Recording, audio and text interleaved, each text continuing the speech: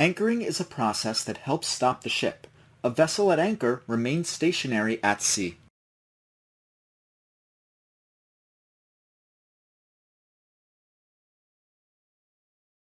Anchoring in calm waters.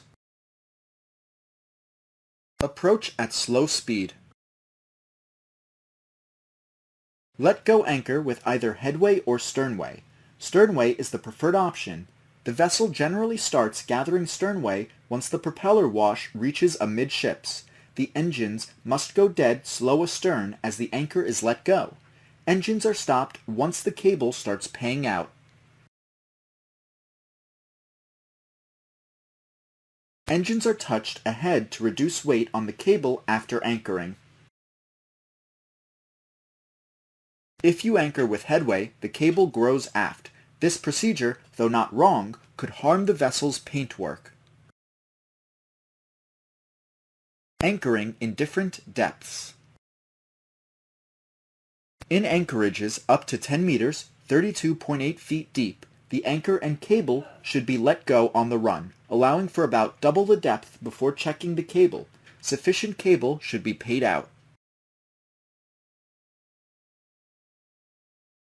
In depths of between 10 to 25 meters, 32.8 feet to 82 feet, the anchor should be walked to about 4 to 5 meters, 13 feet to 16.4 feet to above the seabed before dropping. In depths of between 25 and 80 meters, 82 feet to 260 feet, the entire anchoring operation must be done under power. This helps the ship handler control the cable. It is not recommended to anchor in depths of 80 meters, 260 feet, and above. Anchoring against the current. Approach stemming the tide, let go anchor with sternway. Pay out as the weight comes on the cable. A touch ahead on the engines may be required to relieve stress on the cable. If you are sailing with the tide, it is preferable to stem the tide before letting go. With the tide beam, let go about 2 to 3 shackles. Depending on water depth, check the cable and allow the vessel to swing to the tide. Complete the anchoring procedure as normal after vessel completes her swing. Anchoring against wind. Approach heading upwind. Let go the weather anchor. If you are heading into the wind's eye, the vessel must cast off one way or the other before letting go. Cast should not be excessive. If the ship seeks to lie across the wind, correcting helm and bolt engine movement helps correct the swing. Anchoring against current and wind abeam. Approach stemming the stream. Let go the lee anchor.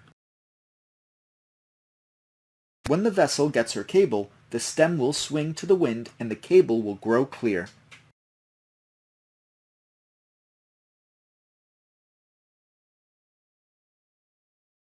Vessel position at anchor. The swinging radius of the vessel is equal to the length of vessel, positive, length of cable, negative, depth of water. If the vessel moves outside its swinging radius, she is dragging anchor.